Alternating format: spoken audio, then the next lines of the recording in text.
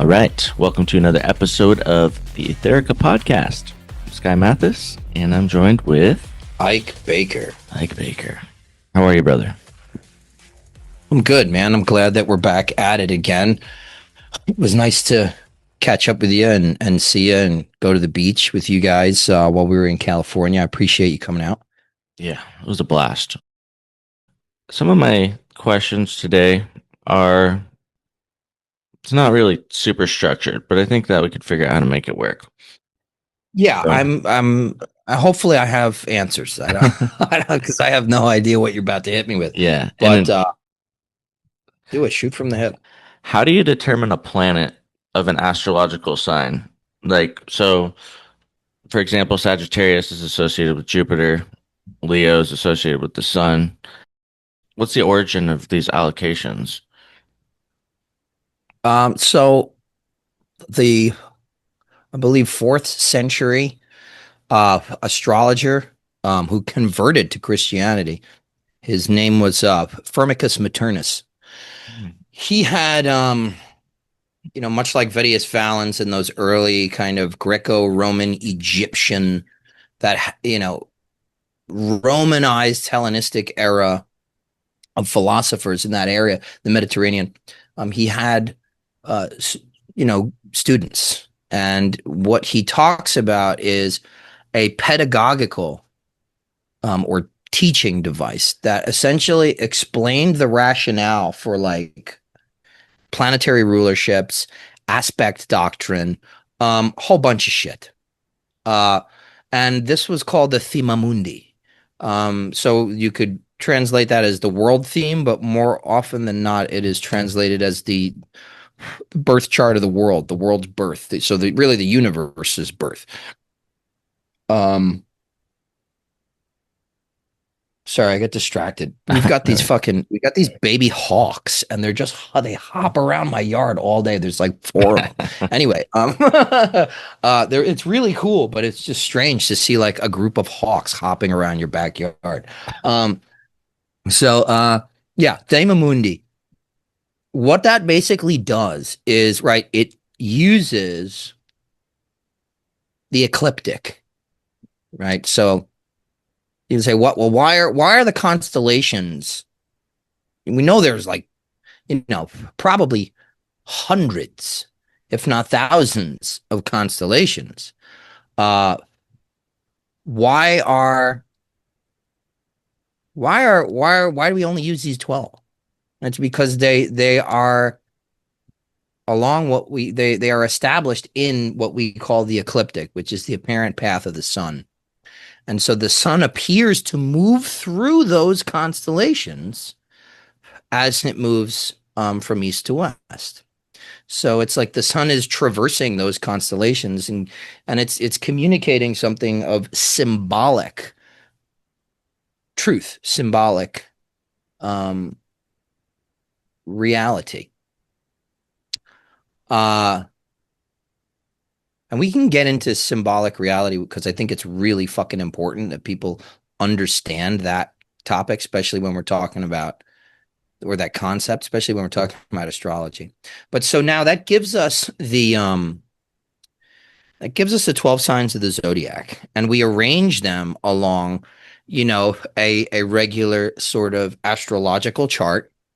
Let's say we're using whole sign house system, right? Picture your whole sign chart. Now, for anybody who's not familiar with astrology, the sign middle left, it's called the ascendant. And then the sign middle right, directly across from it, 180 degrees across from that, is called the descendant. Okay. And that axis of 1st and 7th house draws a horizontal line. That horizontal line is the horizon. Okay. So the sun rises in the east. Okay. And that's the left. That's the left side of the chart. Okay.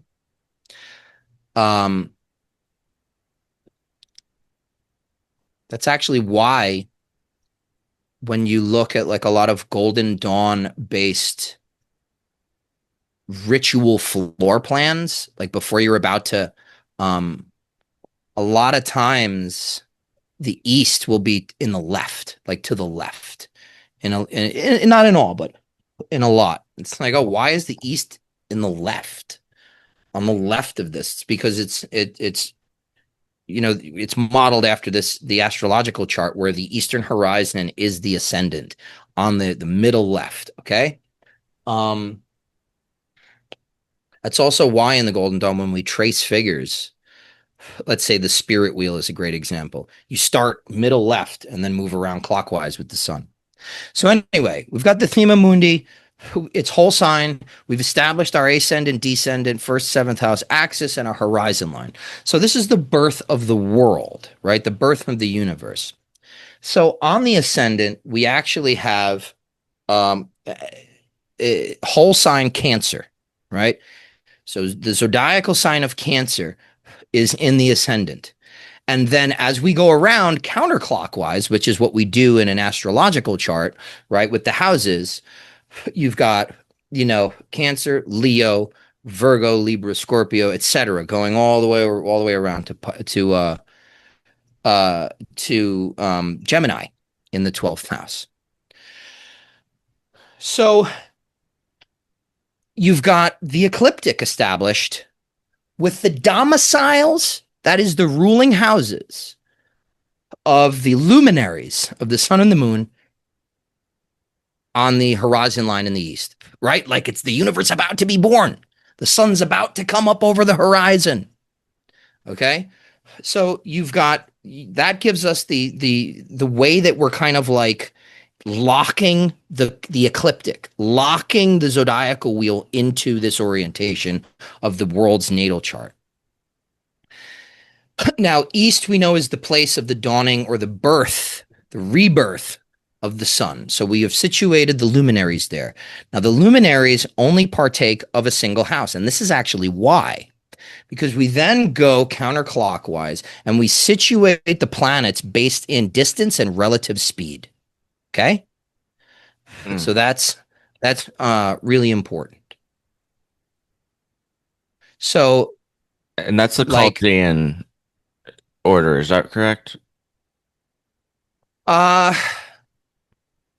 Yes, it is. It's the Chaldean order, but not with the luminaries. Because we have to put the luminaries in the east. Because it's about to be born, right? That's the beginning of the day. It's the rebirth of the sun. So if this is the birth chart of the world, the rationale is that this stuff has to be, coming over the horizon. The light has to be coming into light dawning in darkness, right? Like we say, the light that shines in the darkness, but the darkness comprehends it not. If we're talking about the Joanine prologue, right? So following the Chaldean order of relative distance and speed, we have Virgo, right? Now we know that Mercury can never get further. Its greatest elongation is about one sign away from the sun before it goes retrograde. So Mercury is ruling Virgo. Okay. Then Venus can't get any further than 2 houses away from the sun at any given time before she goes retrograde. She rules Libra. Okay. And then from then on, it's the same thing. We've got Mars ruling Scorpio. We have Jupiter ruling Sagittarius. And then we have Saturn ruling Capricorn. So that fills out the 1st to the 7th house, right? We've got all 7 planets. Now, keeping on going in our counterclockwise direction is just a mirror image. Saturn rules Capricorn, but it also rules Aquarius. And then you've got Sagittarius, Capricorn, Aquarius, Pisces right? Ruled by Jupiter again. And it just goes all the way around, right? Then from there, and that gives you the day houses and the night houses of each of the planets. And it gives you the rationale for why all the planets, except for the luminaries, have two domiciles, a night house and a day house. And the relative distance and speed shows you exactly that whole rationale. Now, what's really going on, right? Well, the sun in the east and in the birth of light traveling to Saturn in the west at the place of darkness, because we understand that Saturn is the furthest away, right? And like sort of the oldest, hoary with age, as they would say archaically. So basically, set things that are Saturnian are almost the paradigm of like the elemental earth, where it's like dark and cold and distant. So you have Saturn in the west ruling those two houses, and you've got the two luminaries ruling the two zodiacal signs. I'm sorry, and then the two luminaries in the east ruling those two zodiacal signs. So it basically is just traveling from light to darkness, and then attributing each planet a zodiacal sign based on their relative distance and speed from the sun. So, Wow. Damn, that was yes. awesome. So that's the theme. That's the Thema Mundi, and we derive a lot of astrological rationale from it. So people would do well to study it. Yeah. Sweet. Okay, so we've got Yod He Vav He, Adonai, Eheye, and then Agala. AGLA. Tell everybody what those are. So this way The they know why Hebrew. you're grouping you're grouping those names together. Not everybody knows why you're doing that. So this is, the LBRP for Yod He Vav He, Tetragrammaton, Adonai. So Yod He Vav He, the Tetragrammaton, is a name of God. It's the ineffable name of God. It's the unspeakable name of God. So Hebrews, I should say Jews that are, I would say, religious or traditional, they won't say that name. They won't spell it out the way we do either. They usually, many times you will see them just say Hashem, which means the name. When they say, may Hashem bless me, they're saying may God bless me or bless you, but the literal translation of that kind of like marker, that verbal marker is just the name. So, yeah, it's ineffable. Esoterically, we say that's because it's a formula, right? Fire, water, air, and earth. That's why we spell it out Yod He Vav He, and we don't pronounce it Yahweh. Adonai means Lord. Eheye in the West means Is it I am? I am. Okay. I am. Yeah. I remember. Yeah. And then Agla is a notaricon, which is essentially an acronym. So you're just using the first letters of each word in that particular phrase or sentence to make the divine name, because it's Ata Gibor Leolam Adonai, which means you are the strength or power unto the ages, my Lord. Okay. Yeah. And so is there a specific choir of angels for each Sephirah? Like, for example, the sphere of Malkuth, the choir of angels is Ashim. And I don't know if this is like we've got Saturn, Cassiel, Jupiter, Ophiel, etc. I don't know if this is what we're calling the choir of angels for Malkuth being Ashim. But yeah, do the Souls other of fire. Yeah, that's what that means. Oh yeah. Is that the Ashim, is that correspondent to those Eshim. Yeah. The Eshim, basically that just means fiery ones or fires, but it's that is the souls of fire. Okay. And then yeah. So with like the different Sephiroths, are there different choirs for each one? Yeah, absolutely. Oh, wow. Okay. Yeah, well, because the thing is each one of the divine names is an aspect of each one of the divine names that is associated with the Sephir with a Sephirah is its highest manifestation. So, in other words, like and this is a horrible analogy, but please just understand it for what it is. It's an analogy. Like, let's say right. Let's say my name is Isaac, right? Mm. And my parents speak Hebrew, and so they would call me Yitzhak, which means laughter. Okay. So some people might say Ike. Some people might say buddy. Some people might say pal. Some people might call me Arcanum guy. Some people might call me, Hierophant. So the different ways of addressing me that are then going, depending on what you're calling me, will essentially, the name that you are choosing to address me by will effectively be necessitated by the relationship you have to me. Mm. So like Father, friends are not, yeah, brother. exactly. If you're calling me Hierophant or Imperator, you're probably somebody who's new in my temple, right? So then that's what you're going to get. You're going to get the Imperator. You're going to get the Hierophant. Somebody who knows me, if my dad or somebody were to say, Itzhak or Isaac or something like that, then it's like, okay, something serious is going. So there's a similar thing happening with the different divine names. They're all ways of addressing deity, the highest God, but there are like higher names with greater command over the lesser names. And so, right at Kether, when we have Eheye, that would be, that would be like the highest possible name. I am, right? Because it's kind of going beyond names, going beyond Adonai Haaretz, Lord of the Earth, right? Going beyond Shaddai Al-Chai, the strength of God, or the foundation of God, and the God, really the God of life,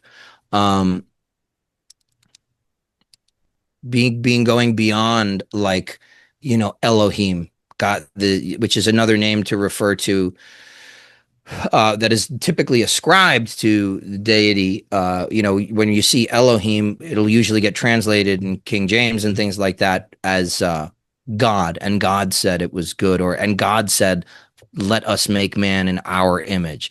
Doesn't make any sense.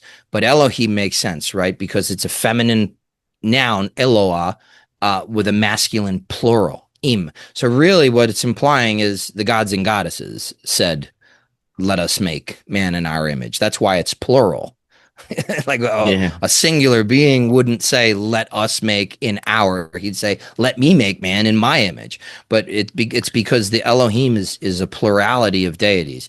So it's a different way of addressing, right? Because even those deities come from the one. You could look at everything above. You look at Kether and you have the white light, right? We're not talking color here. We're talking light. Right, we're not talking about like pigment color. We're talking about the colors in the light spectrum. So once it passes through, right. So Kether and Binah actually create the dipole of light and darkness, and then Chokmah is the oscillation between them, which is why movement and activity is ascribed to Chokmah, and form is ascribed to Binah, because Binah is the darkness. Form is Binah. Yeah. Well, Binah is the root of form. Oh, okay. She's like, so Binah is the paradigm of form. It's the exemplar, the archetype. It's the idea of form. And then once things pass through Da'at, which is that conceptual abyss, that's when the white light passing through the prism, right? Like on the Dark Side of the Moon, Pink Floyd album cover, turns into the seven, the rainbow spectrum, the spectrum of color. And so that's why then we're referring to it as, deities, gods and goddesses, and it has all these different names and things like that. It's the different faces of God. It's the different aspects of God. So now each one of these establishes the beginning of an ontological hierarchy, and that ontological hierarchy descends. Now we use this verticality as an analogy. You can't.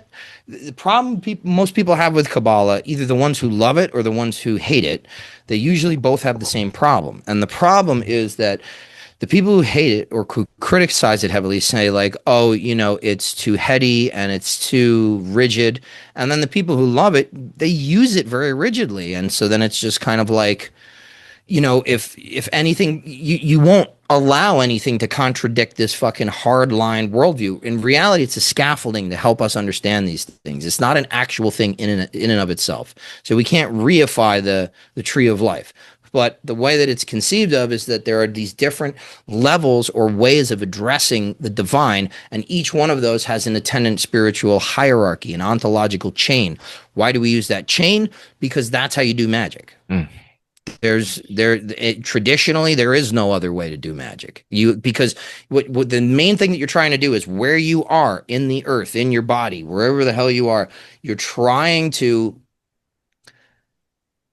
impel the divine by working through the intermediary, which is the celestial light, the celestial forces, the celestial order, the clockwork of the universe. And so we have to conceive of this chain. Now, underneath the divine name, which you're addressing an aspect, a personality, I guess, kind of. It's another shitty analogy, but it's the best I can do right now. A personality of God.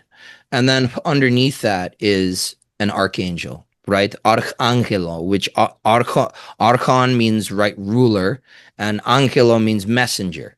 So, or angelos in Greek. So you put those two words together, and it's the ruling messenger, the governing messenger. So that's typically one entity. Many times when you see the word, angels, we're referring to, or angelic, we're referring to a choir, right? So it's many, and the archangel is sort of the general, the commander of that choir, that army, or whatever you want to call it. So yeah, and then from there you go down to there's an angel of the planet, and then an intelligence and a spirit. So you're just stepping down constantly. So yes, each one of the Sephirot has their own archangel, has their own divine name, has their own angelic choir, has their own planetary sphere, the governing intelligence of that planetary sphere, which we normally refer to as an angel, which is a single angel then again. And then and you'll see that they kind of step down, that they become the archangels again. So in other words, like, okay, we know that Michael is the archangel of Hod, right? But then he's also the angel of Tefereth. So what we would designate that by saying, okay, he's in his archangelic role in Hod, connected with Mercury, Kokab. So we would say Mikael Hodiel or Mikael Kokabiel. So Michael of Hod or Michael of Mercury.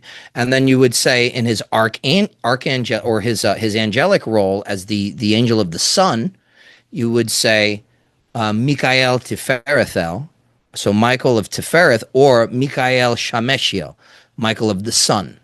So that's how you designate this. That's why the Kabbalah is if like once you get to a certain fucking point, you realize like it's all like you can move fucking things around. You got to do it intelligently, but it's just a conceptual system. So that's how it works. Then it goes down to the intelligence and the planetary intelligence and the spirit. Is there any particular reason why, like, we have sigils for the planets, the angels, the rulers and the spirits, but not for the intelligences, or do we? Is there like sigils that are correspondent to the intelligences? Yeah, you can absolutely. Okay. And the whole thing is like sigil craft. Sigil craft is again, it's another thing that people tend to get like legalistic about. Yeah. But the oldest sigil traditions we have within a sort of recognizable, sophisticated paradigm of ceremonial. So I'm not even talking about like cave drawing shamanic shit. I'm Hmm. talking about like an actual like ceremonial consecrated lineage line. Even in that, something as sophisticated as that, the earliest versions we have, which are typically the Taoist magical Fu. lines and the Fu sigil talisman tradition, those things, like their talismans were at some point fucking channeled. There, it's almost like automatic consciousness. Something is coming in and revealing to you this particular symbol, and then that gets consecrated, and then that gets passed down through the generations. But So two, like you have to be a con. when say like things like sigils are held in traditions and they're being passed down through generations, is this like kind of potentizing them on like an astral sense? Oh, Or I something? wouldn't say that the sigil is becoming more potent necessarily, but what I Mm-hmm. would, because certain things do need reconsecration over time, you could just Hmm. feel it. But what I would say is that the family, the bloodline is becoming more, they're incorporating whatever intelligence or angelic power, whatever deity is that sigil is consecrated to. They're connecting that bond. They're reinforcing that bond. But to finish, kind of my last thought was, you know, a lot of this stuff is traditionally channeled, but then you've got the medieval and Renaissance tradition where these things start becoming codified because it was all through doctors of the church, right? And they're very like dogmatic about fucking everything, and they're very, like, systematized. That's where a lot of people think that like the academic system that we're familiar with today came from Plato. Like Plato was the fucking seed. When you look at an acorn, you can't really, it doesn't really look anything like a fucking oak tree, but the oak tree's in there. So that's the same way with Plato's academia, right? Or academia. The institutions of higher learning, academia as we understand it now, starts in the fucking Middle Ages and the Renaissance, in this kind of lineage of the doctors of the church, and they're teaching each other, and it's a master apprentice type of thing. Albertus Magnus, Thomas Aquinas, William of Ockham, and these guys are like writing things down, and they're very, very, very fucking Aristotelian. So what they do is, or Aristotle's preoccupation with empiricism and mathematics and categories, you have them creating these sort of fractalized or pattern sequences of numbers based on certain potencies or essences associated with the planet, and then taking those numbers and either converting them to letters in a name, or uh, you know, at some point you have to convert the letters to the name, but then you could take each letter you could take each numerical value associated with each letter in each name and add that up, and then find that throughout the square.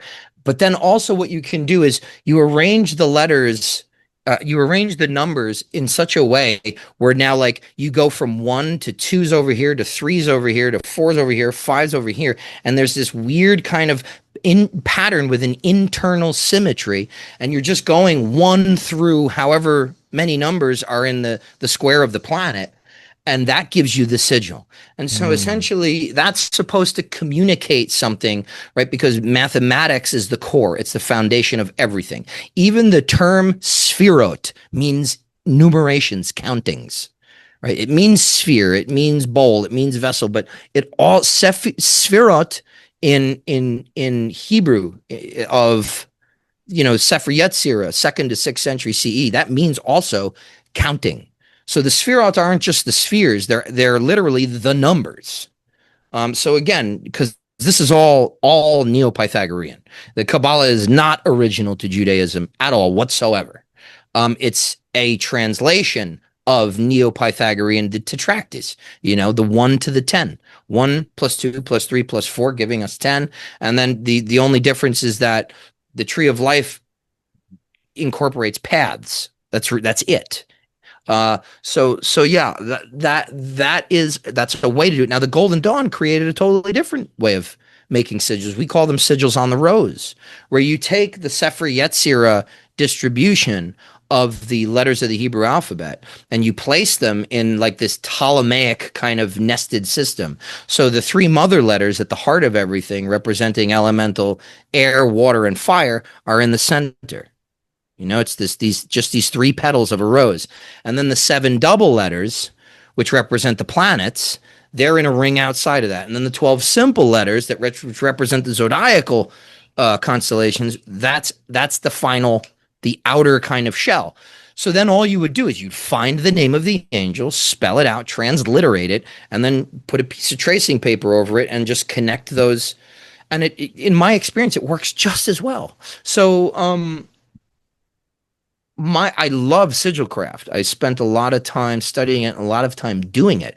But my thoughts really are that it's almost completely unnecessary at a certain point. That will ruffle a lot of feathers. But at the end of the day, if any of these systems, if all of these systems work, the one that's channeled, the one that's mathematical, the one that's, Golden Dawn alphabetical, then what the fuck are we doing if they all work? Yeah. So are there ways to map on like, or is there a correspondence like with like the Shem ha-Mephorash angels? Because are those in any way, shape, or form, um, in any way like synonymous with some of these other intelligences that we're talking about, or is it just kind of a different? Not really.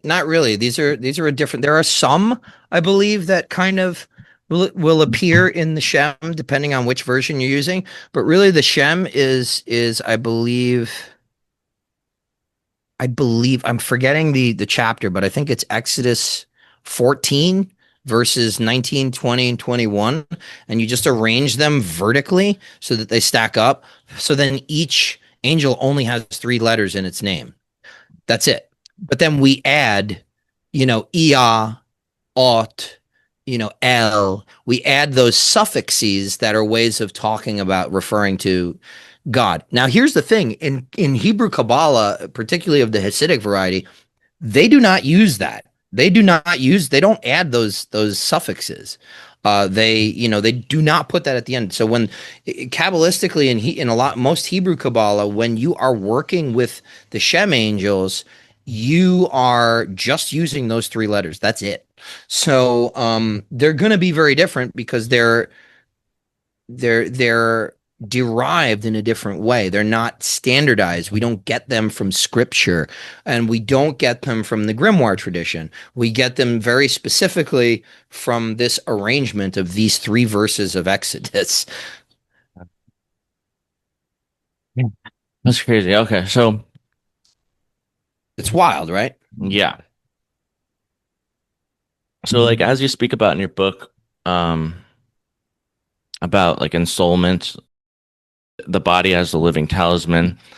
I'm trying to kind of like reconcile conceiving of the archons or the cosmocrators, the rulers, as like a demiurgic prison guards versus like guardians of a divine order, and I have to recognize like within my soul is like the heptagram, like or the in different ratios these forces are embodied, collected as astral garments on everybody's way into incarnation. And so if I hate the archons, then, in some ways I'm kind of like hating part of my own nature. So I guess, I don't want to curse the archons in that sense. No, you don't. But when I think of, as a matter of fact, you want to bless the archons, and that's how you resolve exactly the issue you're talking about. But keep going, because I'm pretty sure I have a great answer. Okay, yeah. Yeah, because when I think of the point of the theurgic trajectory as transcending these forces, maybe it's not about escaping that prison, but maybe the perception can be shifted if instead of me thinking I'm being oppressed by Saturn or something, I can, because I could whine and complain myself into oblivion, but it's not really going to get me anywhere. and maybe that's part of the lesson, but like transcending these forces, if that's maybe that's not the goal, but maybe to rectify them, because they're like a part of us, so purifying and like balancing them within our own selves. Here's what I got for you so far, because it's a question with several parts. So I have several answers, and they'll all build on each other. Okay. The main thing is that it's all based on perspective. The spiritual warrior, a la Sethian Judaic Gnosticism and early forms of Christian Gnosticisms, would have the approach that materiality is to be transcended and is ultimately a hindrance to us achieving the rebirth of the soul and, anamnesis, remembering. Mm. So I would say the spiritual warrior does battle with the Archons, but you can't fight a fucking planet. What you can do is you can fight the planet in you. Now, there's another way to look at this. They can be looked at as prison guards, or they can be looked at as teachers. And that's the more once you, again, it's the same stuff I was saying about the Kabbalah, about how people say this is it, it's only one fucking way, because we're taking systems that existed before we had this or that mentality, before we had Cartesian reductionist nominalism. These systems were created when people looked at things and realized the holistic truth, which is that everything has multiple fucking uses, multiple purposes, and we've boxed in our consciousness so fucking badly because of this left-brained approach to everything that's inculcated in us immediately, that it's like, yeah, okay, so we look at the Kabbalah, we look at the Tree of Life, and like, this is an ancient and sacred diagram, and the geometries show that it is the universe. That's not what the fuck it is. You got to be ready to abandon this shit and move on. Yeah. But not treat it like it's garbage, not just be so willing to throw it away, but not be married to it either. It's the same thing with this idea with the Archons. Yeah. Because the Archons, yes, yeah, they're fucking here, and yeah, where the body is the tomb of the soul, but the whole thing is that you can look at them as teachers, and then you could look at them as prison guards. It could be both. You could approach it one day as a spiritual warrior, and you could approach it the next day as a spiritual acolyte, a student. And because they have these things. Now, what's really important is that even in Corpus Hermeticum 13. So what you're talking about with the astral garments and all that stuff, and that's if we're taking it on Porphyry's word, because that's what Porphyry wrote down on in his treatise on what is up to us, which dealt mainly with astrological fate and determinism, and where is their free will, right? That's why it's translated as on what is up to us, what we have control over. Is that he's talking about where our free will exists. So he says that, we put on these astral garments, these accretions, but they're not just vices. You get virtues too. And it's the same thing in the Corpus Hermeticum. You get a vice and a virtue from each planet. That's why they're the double letters of the Hebrew alphabet. In Gnosticism, we call these the syzygies, the twins, the active and the passive, the positive and the negative. Okay, so why? Because that's the paradigm of duality. It's the paradigm of existence is duality. You can't just get one thing out of this life. You're going to get fucking both, and then they're going to war with each other. We talked about Keter and Binah establishing light and darkness, and then Chokmah being the gray, the spectrum in between them. That's the paradigm. That's the true. That's the how the one becomes the three and sets the pattern for the rest of existence. You have two fucking things, right? What do we say in the Golden Dawn? Two opposing forces and one which unites them eternally. Yes. Okay? So that's the paradigm. So you get implanted with the dual nature of these archons, of these planets. You see it in the Pymander. To the first zone, you relinquish your body. To the second zone, vice, lying in wait, etc. You're giving away, or greed and all this. You're giving away only the vices, not the virtues. And Yeah. that is how you transcend the planets, because you're not fighting the fucking actual star, the moving, the wandering star that we call the planet. You are using your willpower, really your nous, the highest part, the logisticon, the highest part of the self, the rational part of the self, not rational the way we talk about it nowadays, but previously, the Hellenistic, the philosophical rational, the higher mind, higher divine consciousness that we have been imparted with here in our fucking sojourn in this world. You're using that to say, this is not appropriate. And I know what is best in this situation, and I'm going to defer to that, whether I fucking like it or not. Yeah. Then you have choice. Then you have free will. Until you can do that, you have no fucking free will. You think you have free will. You have the illusion of choice. But if you can't say no to something, you're not really saying yes to it. So Yeah. that's how you fucking transcend the shit. That's how you learn. That's how you grow. Now, the thing is here that I want to point out is that, like, okay, Proclus, Iamblichus, they they gave us this really sophisticated and useful, right? Immanuel Kant might have called this a mental castle, a mind castle. It's just something you're building and it has no basis in reality. Regardless, it's fucking helpful. They talk about how there are hypercosmic and encosmic gods. Okay, and this is all they're all related to each other. He says at certain point that Apollo and Zeus, or Apollo and Dionysus, sort of are other versions of Zeus, and they collapse into him. Or they kind of they're part of that chain of existence, which makes sense because Apollo is a solar god, and Zeus is the demiurge, is the craftsman, and the terrestrial body, for all intents and purposes, of the demiurge is the sun.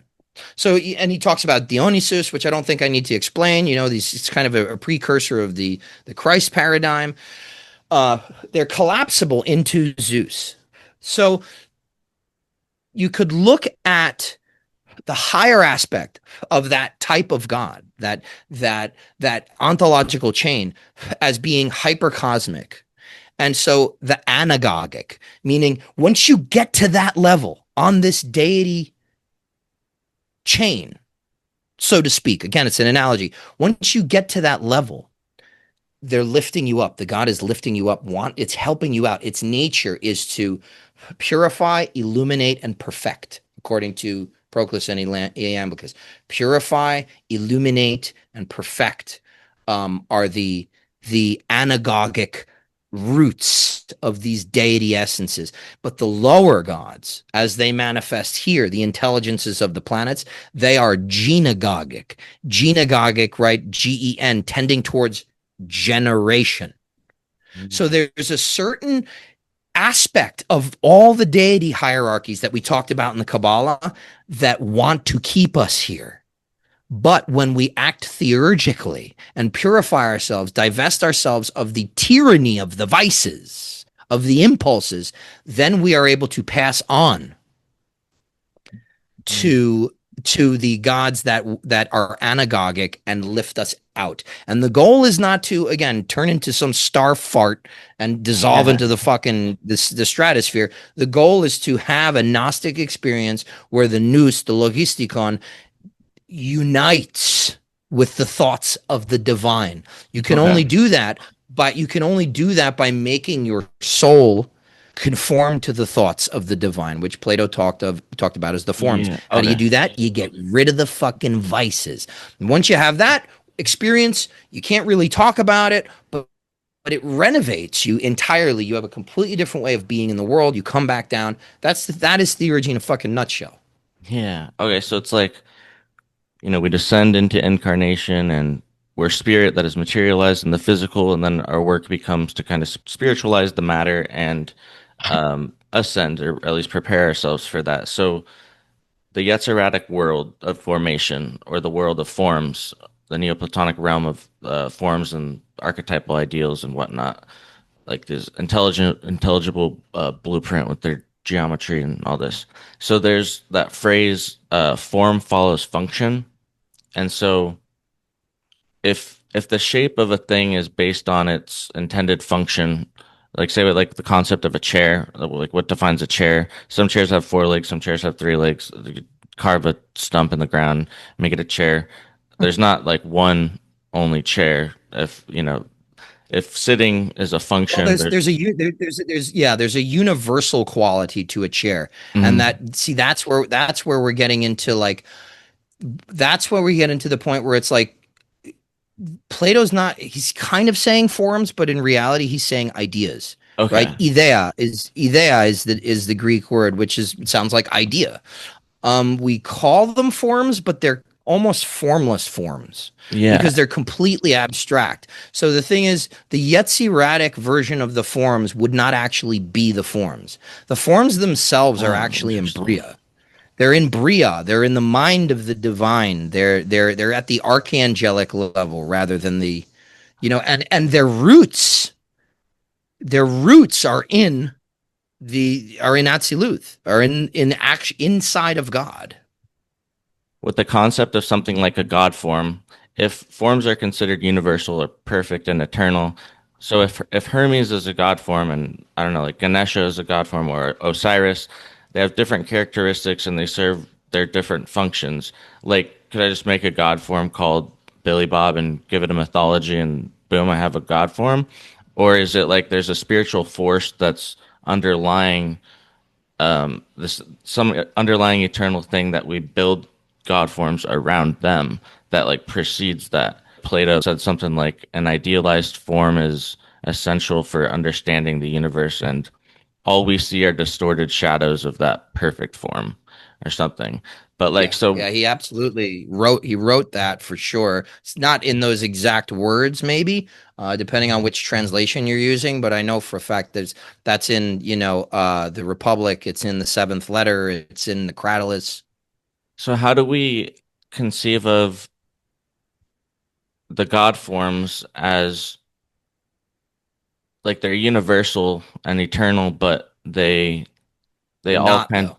The God forms are not universal and eternal per se. What they're doing is like, okay, so here's the thing. A lot of people, when you say God forms or deity forms, they're going to defer to the Golden Dawn, which is great because that's really where that term got popular. But there are other people who understand the concept of God forms, but don't understand them from a Golden Dawn perspective. So specifically, the Golden Dawn perspective says we are trying to embody or envision, not even envision. We're trying to ensoul, right? Like a talisman. Empsychosis. We're trying to draw down the disembodied energia the usia, really, the essence, not even the energy just yet. We want to, or the activity of the god. We want to that will come, but first we have to draw down the essence. And the essence, these things are, and I talk about it in a lot of the workshops that I do for etheric magic and in the book, because people will say, okay, is it energy or it is a spirit that's doing the consecration? I say, well, does the spirit like show up to your house and ring the fucking doorbell and come of and take a dump in your bathroom and lay on your couch and eat your food? No, that's not what happens I hate most of the time. Even if you're overlaying it into the room, into three-dimensional space, they will appear two-dimensional.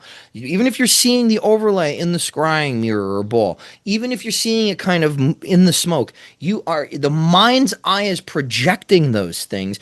Most people don't even experience like that. Most people see it here with their eyes closed, or they know that it's in the. So David Rankin calls these astral gateway images, and they're agreed upon forms that with which we can interact with things that have inherently no fucking form. They don't have a form. Osiris doesn't actually have a body. He doesn't even have a name. But that aspect of Osiris, or that aspect of the divine that we call Osiris, has certain things, right? Osiris is not a hawk in the Egyptian pantheon. Osiris is not, you know, purple or pink. He's green, and sometimes he's yellow or brown, right? Um, Sometimes he's black. right? Because of the putrefaction of a dead body. There's certain things that we know. There's also certain colors, there's certain implements that the ancient Egyptians drew, like Osiris wears the crown of Lower Egypt.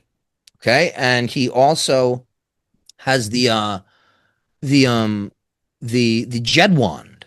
Okay. And he's also mostly seated. And sometimes he has the crook and the scourge, and a lot of times he's crossed, his arms are crossed over him, the way that you would entomb somebody, right? So there are certain characteristics that, yes, over centuries have been built up. Now we're deferring to the work of the ancient Egypts because we're assuming that these priests knew their shit. And Yeah. also there's been plenty of people that have used these god forms and have actually, you've created the astral simulacrum in the mind's eye. You've purified yourself enough, right? And this goes back to the Hellenistic tradition. I'm not being moralistic about this. They say you have to make your vessel pure. Your body of light must be pure in order to see these images. And then once you have the image and it's formulated in the way that we work the god forms in the Golden Dawn, that power of, well, this is more so a talismanic image than a god form, but the talismanic image essentially becomes an astral talisman that is, because of its, of the invocation you do, because of the magic, the work that you've done, and also because it is harmonious to the essence of Osiris or whatever you're calling in, draws down some of its power. And then from there is ensouled, and it's ensouled. There are many different ways to tell, but the main one is it has its own autonomy. You stop thinking it and you become an observer, and it's fucking crazy. Now, that's a talismanic image. With a god form, we actually don't want that to happen fully. A god form is something you're, in the Golden Dawn system, you're wearing like a fucking suit. So it's astral etheric, and it's an attenuated version. It's an attenuated version What of is that God's power, what's because attenuated? What's that mean it again? means it's less. It's throttled. It's Oh, not okay. full power. Because if it was full power, the deity would ride you, and that's essentially an invocation. You're calling it into you, and we don't always want to do that. We do that sometimes. I've had that done to me in open temple, where our premonstrator, did an invocation, and I sat as the vehicle. So, and that's a crazy, exhausting experience Yeah, you've as told well. me. That But sounded if wild. if you did make a god form and call it Billy Bob, here's what would happen. It would likely, if, now the thing is, you'd have to use it a bunch of times. It wouldn't necessarily, depending on your natural ability and the strength of the image and the strength of the emotion when you do it, you might not have to do it many times. But if you do it a few times, you would essentially create an astral simulacrum that would begin to have its own species of autonomy, and a kind of, almost, it would mimic self-awareness. And that could be the beginning, depending on where it goes from there. It could be the beginning of an egregore. It could be the beginning of an astral etheric form simulacrum that is then hijacked by a parasite, or God forbid, something more malicious and more dangerous. Yeah. Or it could be the beginning of fucking, mental disease, So these things, and like, you, in psychic self-defense and sane occultism, Dion Fortune talks about this shit, and she gives really great advice. Like, anytime you do any work like that, and we do it in the Golden Dawn, if I project God forms like you do in the Hall of the Neophytes as the Hierophant, and sitting on the dais as the complement of initiators, we're projecting God forms all over the fucking room. We have to take them back into us. You can't just leave them out there. You have to dissolve their form and reabsorb it. So that's really, really important. Otherwise, Yeah. you're creating these weird servitors and phantoms and things like that now have astral etheric ties to you. Yeah. So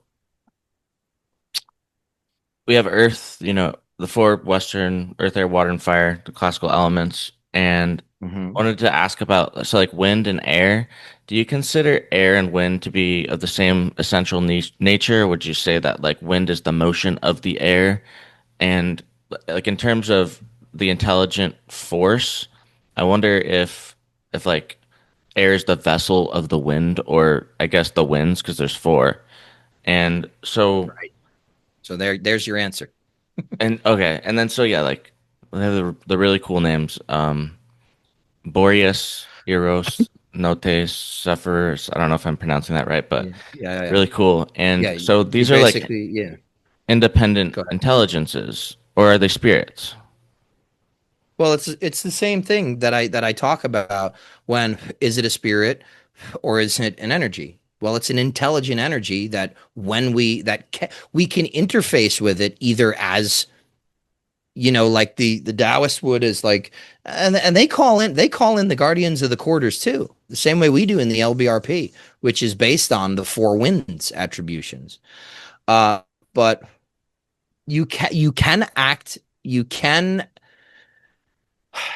interact with these intelligent energies as if they are autonomous beings, or you can command them, depending on where you're at in your magical journey, and just treat them like you're moving energy. Yeah, And so there are certain, I guess, types of intelligent energy that are more conditioned to have like a very specific like sense of uniqueness and identity, and those things you're probably not going to call in with a you're not going to be able to move them in a very general manner. You're going to need to they will probably respond better if you refer to them with a specific measure of autonomy and personality, or personalization.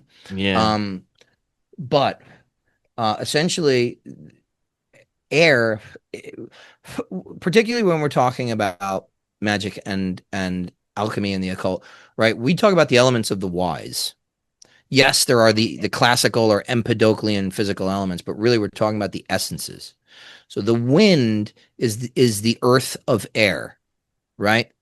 It's earth of air, meaning the actual fit. Like some people say, Malkuth of Asaya. That means mm, here, physical earth, like dirt I'm picking up, skin I'm grabbing, is the earth of carrot I'm air. eating. So wind for me is earth of air, and So what's it has its own spirits. And here's the thing, right? Why is it earth of air? Because it's conditioned with the four elements. That's what gives the four different winds their thing, right? Boreas is cold and dry because it comes from the north, elemental earth.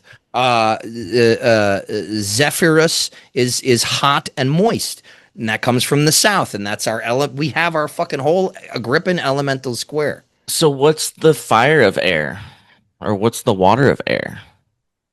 Is there like something similar? There's all sorts of sub elements that you get into. In particular, you get into it in Zam's Later Adeptus Minor in our Golden Dawn lineage. Nice. You start out with really anybody that's aware of like the sub tattvas. Oh, Um, subtoph. you Isn't there know, like 30 or something like that? Or 30, I don't remember. yeah, there's a lot because Oh, you have to essentially you have to make a deck of cards of all of them and then scry them. oh yeah. And so the sub tattvas also tie into the Tatvik tides. There are Tatvik hours, and then within the Tatvik hour, quote unquote, are the sub tattvas. So everything kind of permutates and mixes like that. And you know, we could spend a long time trying to figure out like, okay, Yeah. how would these two things manifest themselves physically? Yeah. Or how would they manifest themselves briatically? How would they manifest themselves yetsiradically? So, but yeah, that's then we get into like these classifications and categories. But the Yeah. point is to like, this is the way you have to think of them. This is the way that you have to really understand is that like, and again, right, until you get to the stage where you're working with this stuff and you're being taught to use it like this, your mind isn't yet taking these symbols and putting them together and changing them and bringing it. It's exactly that's the theme of this episode, really, is like, Yeah. yes, we have systems, they mash together. It's one gigantic mashup, but you need to get to a certain stage in your work before you can do that. Now, the trick is from the time where you start learning this stuff to the time where you can synthesize and mix everything, you can't get lost in the fucking woods and be like, no, Yeah. this is a real thing, or Yeah. none of this makes any sense to my left brain, so I'm getting the fuck out of here. That's why my constant advice to people is constantly take contradictory things, and you don't need to have them fight each other. You can Yeah. just go get a fucking cheeseburger. Just like you don't like just suspend. Don't think you know it all. Yeah. Like just have these two competing things, objective, subjective, whatever. You not everything has to have one fucking one One to size one fits all. That correlation. it's Yeah. so reductive, and not only that, but it's like once you start struggling with this stuff, if you can pull back and see what you're doing, you realize just how fucking stupid you've been made, how like limited your Mhm. brain, right? Which is really the soul. Not the brain isn't the soul, but what I mean is like again, there's my habit, my left brain postmodernist habit of saying, yeah, my brain doesn't do shit. My brain is an organ, right? Yeah. But my mind is something different, and it's a power of my soul. And so like your soul it ends up getting fucking trapped in these linguistic Rigid, like, programming yeah. games. Yeah. And it's another, that's one of the reasons why in the Golden Dawn the cord, the black cord that you have bound about your waist is wrapped around you 3 times, because it is a diffuse, what we call the material inclinations, Mhm. which have, as we say in the neophyte, have bound the once far wandering soul into a very narrow place. Material inclination. Yeah, it was just the wind and four winds just like stand out to me so much because they're just so powerful and like I don't know, just really interesting. And then so I was trying to like, I was looking at like maybe what are some similar things that are really like the first thought I was thinking of like elementals, like sylphs, gnomes, undines, salamanders. Yeah. But Hmm. um, I don't know if like the four winds would be considered sylphs. I think it seems like it's kind of its own thing that's like They different. have the winds. David Rankine in his latest book, Claves Spirituum, right? He did Claves Intelligentiarium, which is the key of the intelligences. Now he just released the key of the spirits, right? Because the intelligences rule over the spirits. Um, the he lists a working, which I actually did. I was one of the people he asked to kind of do this working and then report back before he put this book out there, um, where he gives a rubric for calling on the winds and calling on the spirits of the winds, and using that to expedite these deity evocations and these spirit, really these spirit, right? Clave spirituum, these spirit evocations. So for some reason the winds can like deliver like that. Wow. Um, yeah. So, but it's a litany of names, and none of them are going to be familiar to people Yeah. who work like, the Golden Dawn system only. Yeah. Interesting how, encoded within them are the directions, like their forces of orientation in the way that we relate to them, like northeast, south, and west. And so yeah, anyway, so after reading your etheric magic book and watching your talk at PRS last weekend, I was thinking about like the vital energy meridians in Taoism and traditional Chinese medicine in relation to the water element because we've got like rivers and lakes and bubbling springs within your body and Yeah. the nature of how the water element and like emotion because you could have like an emotional issue that will manifest as a physical issue. I don't know if Oh yeah. it's related to the etheric tides and how they act on the emotion and water. And I thought like just that subject was interesting, and I wanted to get you to expand on that a little bit if you could. Sure. Can you rephrase the question so that I can kind of like dig in a little bit more, get a little bit Yeah, more specific? I want to contemplate the the energy meridians of like traditional Chinese medicine Hmm. and Taoism and how they relate to the element of water and Hmm. the emotions and maybe the etheric Well, tides. so here's the thing really with it. they they're referred to, not the meridians themselves, but the acupuncture points that run along the meridians are described often as like types of bodies of water, like you mentioned, like bubbling springs at kidney 1, the sea of chi at CV6, etc. Large intestine 11 being like I think it's the translation from Pinyin is like corner pool or shallow pool or something like that. And it has less to do with the water element, and it has more to do with the fact that the it's a descriptor, Mm. and it's describing the nature of, right. They didn't have the term energy back then. They called it chi, right, which would meant vapor, breath, and life force. But to describe it, which is still the best descriptions, right? Because the scientific definition of energy is horseshit. It's Yeah. just the ability to do work, which means fuck all, right? It doesn't tell us anything about it. And that's how science, the modern scientific institution, sidesteps these really important questions that they know they can't answer, but they can't reveal that they can't answer it. They give us more time, give me one free miracle and I'll explain the rest. Yeah. So, but, but the descriptors, and it's not even just in TCM, but we see it later on. We see it all. It's diffuse. They're talking about it that it's a luminosity, a radiant luminosity that moves like water. Which means it means it flows. It flows. It's very similar. It doesn't blow. It doesn't. It doesn't. It's not wispy. It's not. It can appear wispy out here in the etheric bodies that project outward into the outermost boundary of the sphere of the sensation, which we call the aura. But in reality, it all flows and moves and feels like this like magnetic fluid, which is what Anton Mesmer called it. Why magnetic? Because it kind of it can make when you're experimenting with this stuff, it can make your hands feel like they're being pushed apart, or being pulled together like magnets.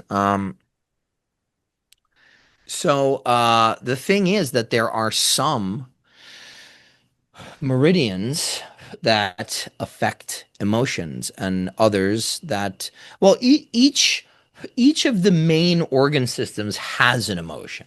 Like the lung is grief, right? So the lung, which starts here at lung 1, which is deep, and then emerging at like lung 2 here in this little divot, that is associated with grief. Whereas, the heart, which runs down the arm also, lung, I believe, ends in the thumb, and heart ends in the pinky. Uh, that is associated with joy. So there can be excess joy. Excess heart chi would be excess joy. And what does that really translate to phenomenologically, or at least diagnostically? It would present as mania. Mm. Somebody who's obsessive and manic, that's what they call excess heart chi, excess joy.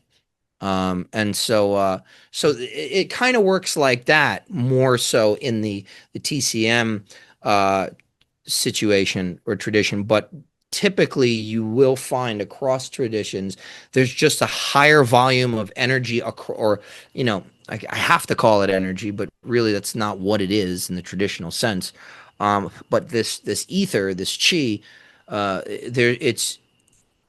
there's more of it, that is available, and you can see it in people. It will contract and expand their fields, especially the inner aura, this little sliver right here. Um, Typically more expansive in the full of the moon, typically Yeah. less expansive in the dark of the moon. And there's this other idea, even in like biodynamic growing principles, this idea of savia, which is essentially life force. The life force. Okay, so a plant will grow upward in the full of the moon, and they say the savia moves upward, Mm. and then the plant will grow downward. Its roots will establish in the dark of the moon. Now we understand that also to be this interplay of whether or not there's light, but also like there is like how if the plant without a brain, how does it know to do that? Well, they're saying that it's savia, it's life force Savia. does that. Knows how to do that. It's the same thing in Chinese medicine. Why does the stomach why does the stomach move downward? Why does the gestational, the GI tract, the gastrointestinal tract, why does it move downward and you eat, digest, and eliminate? Because that's its chi. That Yeah. is what it is patterned to do. When it doesn't do that, it comes up excess belching, vomiting, etc. GERD, that's rebellious chi. The chi is moving in the opposite direction, which means that the organ system is working against what it's supposed to be doing. Okay. So the savia is doing that, and the savia is alternately the life force, but it's also connected to the moisture, the fluid inside the plant. Now, what's really interesting is that in Chinese medicine, they say the chi is with the blood, right? The chi is the commander of the blood, and the blood is the nourisher or the mother of the chi.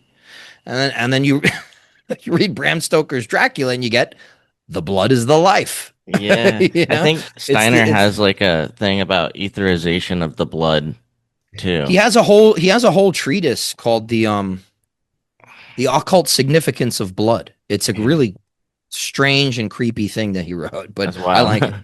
Yeah. Yeah. So when because you provide a lot of different exercises in your book too, kind of Well, and you did the illustrations too. We should mention that. It's yes. kind of a Uh, joint project. it was such a joy seeing the book printed. It's just makes me so happy. Yeah, and I'm Um glad that you volunteered your own body for some of those silhouettes because otherwise they all would have looked like Homer Simpson. So I really appreciate that. yeah, it's funny. When you yourself, I don't know if like you have always had uh like the ability to have some of these things naturally be awakened within you, or if it was like spontaneous, or if it was through practice that you started to awaken this stuff. Um, I'm just wanting you to elaborate, like for people listening, if they're working through these exercises, what are some ways that, what are some things to expect? How might things start to manifest? Is there like random things that can occur if you're doing access chi or something, access chi? Can you go manic? Well, that's why I approach this through a very graduated, um, beginner level approach because there are certain inherent like risks and challenges. The first one being that when you start cultivating this, well, the first one being that once you start moving the chi, well, let's go even further. When you start learning to sense and perceive the chi, you're going to gaslight yourself Mm, and you're going to struggle, right? Because that postmodernism that wants to deconstruct everything and that is hyper skeptical, the modernist in us, uh,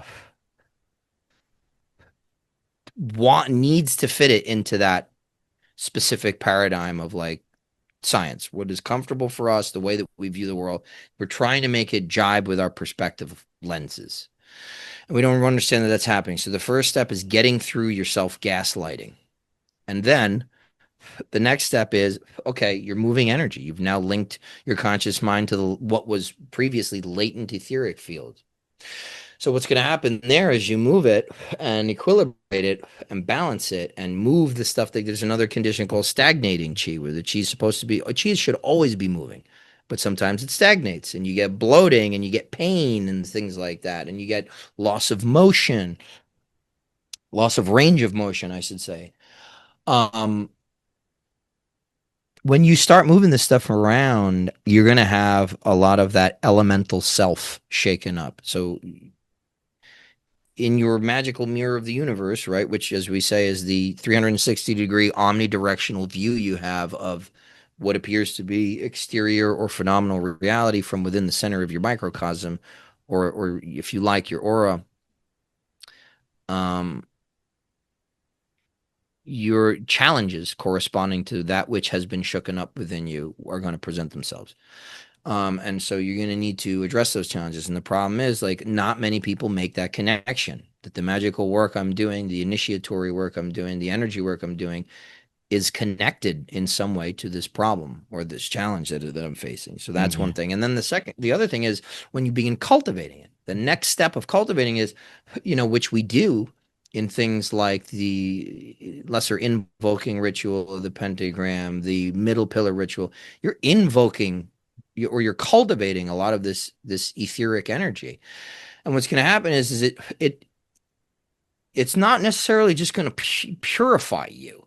There are other things you have to do to sort of, like we talk about the divestiture of vices and the acquisition or the embodiment of the virtues. Let's say, for instance, that you're somebody who has and particularly a libido that is extremely strong, right? Insatiable. In some, let's put it this way: it's made you do things that you regret in your life. If you haven't gotten a hold on that, you're now going to you're going to fucking supercharge that. You're giving more energy to what is already there. It's not, the middle pillar is not purifying you. It's trying to equilibrate you, right, along the center line, but ultimately you're pulling in a lot of fucking power. Which is why when we start out, I normally recommend students only do it once a week. So, and never before bed. So that is another thing, and in particular because the phases of the moon are going to also contribute to this excess of your etheric energy. So if you're somebody who's paranoid, if you're somebody is maybe a little manic depressive, bipolar, it's those things are not going away. Those things are going to be given more energy, more power. They're going to become less controllable if you haven't already controlled them. So yeah, there are inherent risks and challenges. Now, I've not always had, I always had an intuition. I knew this shit was real, but I doubted it. I gaslit myself. I even became a fucking solipsist for a little while. Hmm. Uh, and then eventually, at the time where I like was curious, but still had to, resolve this, square it with science. Um, and by science, I don't mean like the actual laws of the universe, the physical laws of the universe. By science, I'm talking about like what like institutional mouthpieces program us to believe about science. So I had to square my viewpoint with that.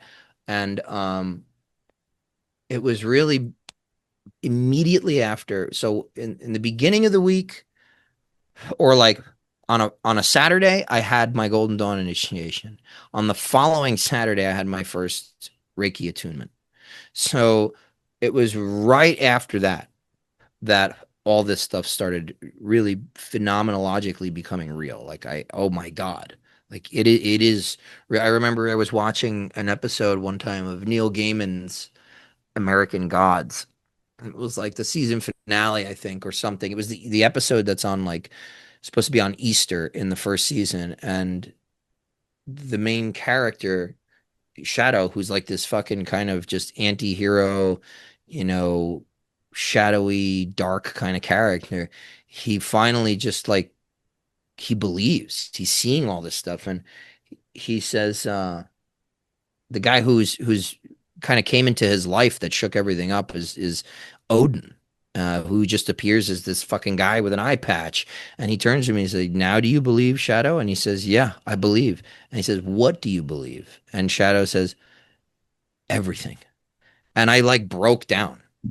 I Hmm. like broke down. I was bawling because that's exactly the experience that I had had Yeah. previously. Like, oh my God, like it's I all of it feel is like fucking real. I feel like understanding this is it's linked to literally everything, like the It is. science of behind being embodied. It- we all have so many wonders and curiosities about just things that occur, like physical sensations or energy moving in our body or things occurring, but don't really know the nature of why things are Yeah. doing what they're doing and how to mitigate it or how to redirect that energy and stuff like this. And yeah, it's just crazy. It's like, And I mean, like, and the thing is, like, we know. most of us know that there is some kind of secret. Like we intuit it that there's something more that we don't, that is not apparent and we don't know. Now, for many years, even still, like it had to be some fucking alien disclosure, or it had to be that, Jesus actually had a family, or like, the Holy Grail and the Templars and fucking, I don't know, Tim Hogan's making gold. And The Ark of the like Covenants. yeah, exactly. The Ark of the Covenant. It had to be something material.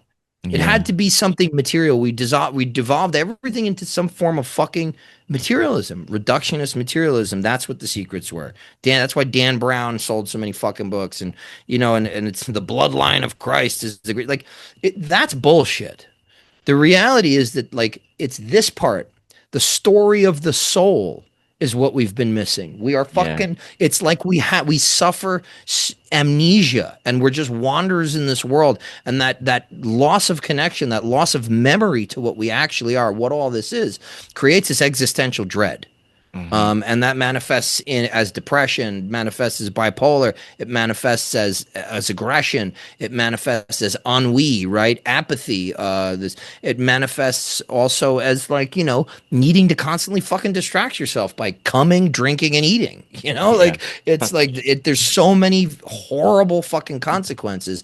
But the real secret, the real, fucking Grail legend, all this stuff, it has nothing to do with anything physical. It has to do. All of it devolves upon the story of the soul, and knowing of what we are a part, and from where we came and where we are going. And a lot of people don't want to touch that stuff, because now you're saying something definitive that might rub somebody who believes something differently the wrong way. Yes. Well, maybe we need to start fucking rubbing each other the wrong way. Yes. That sounds kind of sexual, but I don't mean it that way. But I mean, Yeah. what's been your experience in doing some of this stuff? Is it similar to what I'm talking about, or I like have you had don't your know. own? I feel like I don't know what to make of. There's just so much going on in all directions, and I don't know what is corresponding to what.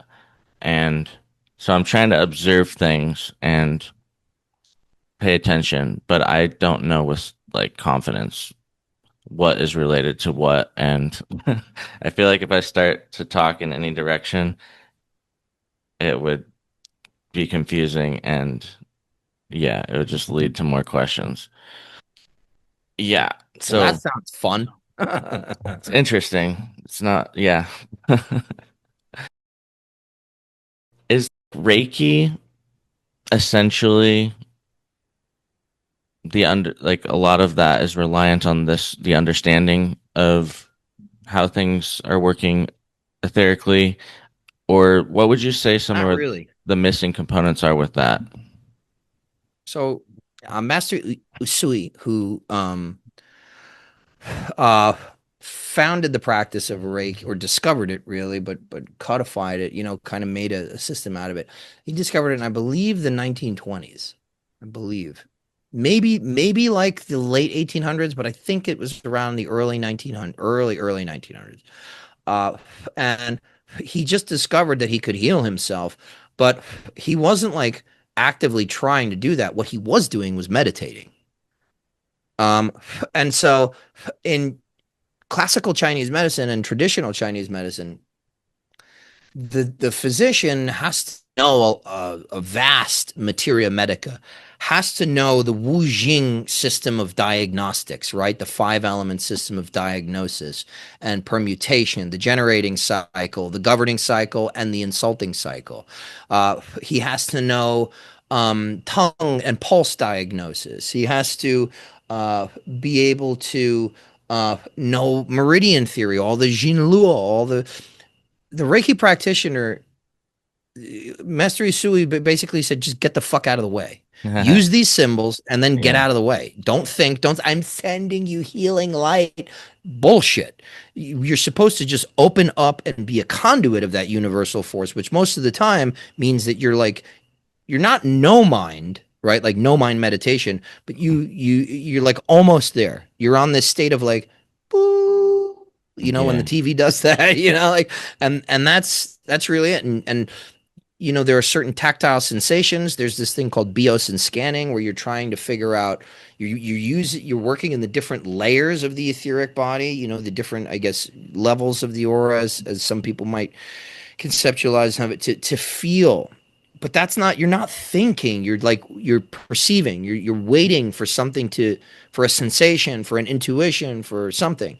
And a lot Yeah. of times images will pop into people's heads. For instance, like sensitive people, like for instance, when I was doing my Reiki thing, we did a distance healing module. And so people would go upstairs and their partners would be downstairs sending them, Reiki, not thinking of sending them Reiki, but just Mhm. actually getting out of the way. And then that's the thing.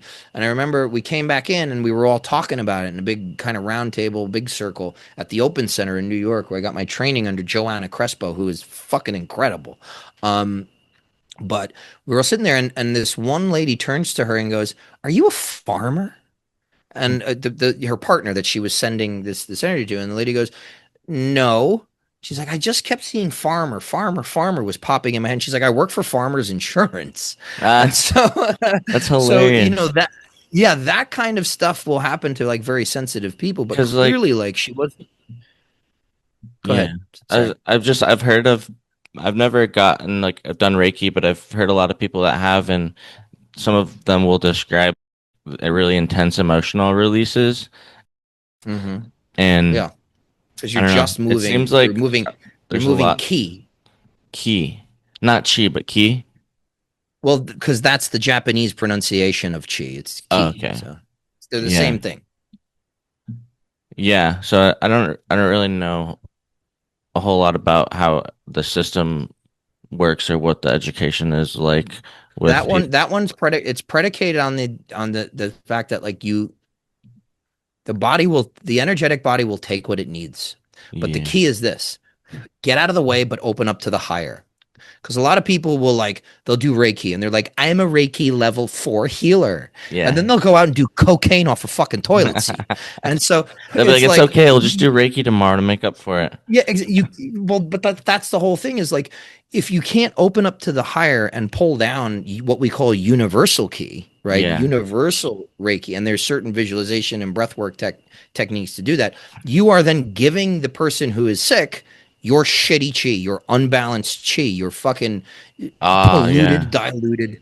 So there, like in a lot of these things, like you have to be a master, like a real master, not just a certificate master. I took a fucking long weekend of courses, and now I'm going and blessing people, with the laying on of hands. Like this is a lifestyle. So like say when we're doing like the LBRP, it's like Atamolkuth. Like are we bringing down universal key or how would you describe what that is, that the different is energy or Well, how what would you there's a slight, I would say, for all intents and purposes, it's similar but not the same. Mhm. Uh, that's because in Chinese and Japanese systems, and I could have this wrong because I learned from Asian teachers, ethnically Asian, but they were still living in the United States. I think Joanna was born in Asia though. She wasn't. I don't think she. I don't think she was born in the States. But the main thing is that like in a lot of these circles we couch it with the divine light and all this stuff, but in reality like a lot of those cultures don't believe necessarily that there is a realm of divine light necessarily. um like they wouldn't believe in the concept of like noose, I don't think. Because a lot of it is I mean, and I could be wrong because there are kind of ideas like that in Taoism, but mostly it comes from this nature religion. Like Ted Kapchuk wrote this book to describe energy theory, and the name of the book is called The Web That Has No Weaver. Um, and he kind of describes how this, Taoist slash shamanic mixture of ideas influenced early, um, you know, medical thought. It's a whole philosophical system. It's a worldview, and they don't necessarily they don't believe in like a transcendent God the way we do. You Mm. know, the web has no weaver to them. It's a nature religion in a lot of senses. Um, I don't think that's true of esoteric Taoism, but I would say like the more exoteric Taoism, and I would say the more folk Taoism and that kind of stuff, and folk religions in like Japan would likely fall into that. Whereas like we are using a specifically Judeo-Christian Kabbalistic thing, where like I am calling on the intelligent light of the Yeah. divine to come in. So I mean, for Well, all intents and purposes, it's similar. I would say for anybody that's familiar with like the West, um, they are pulling in the world soul. They're pulling in the energies of the world soul. Whereas like the substance that animates and enlivens the cosmos. Whereas um in something like the Kabbalistic cross and in Golden Dawn magic, particularly in like the middle pillar, you're actually trying to get beyond that. You're mm, trying to get to the light that created all that stuff, the original source. So I would say that you know, there are probably, I would say, Taoist practitioners and especially Western practitioners who conceptualize it more along what we're talking about, the Kabbalistic lines. But overall, as like a teaching and a worldview that is like authentic to what was actually going on in those places at these times, I think it's for all intents and purposes it's similar, but it's not exactly the same. yeah. I was wondering, like, in something like esoteric Taoism, if they had some kind of system of like vibrational methodology, because I think that's one of the Yeah, they like do. huge things, like when you're doing like the middle pillar, particularly in a group setting, vibrating those divine names, it feels like you're tuning your chakras or something. Their systems, uh, do they have a similar thing where they're vibrating names to kind of like attune things or I've never seen that or like privately, like in a private like ceremonial context, maybe yeah. a group ceremonial, sure, but um I know that it exists. Uh and there are sounds for each of the organs in Chinese medicine.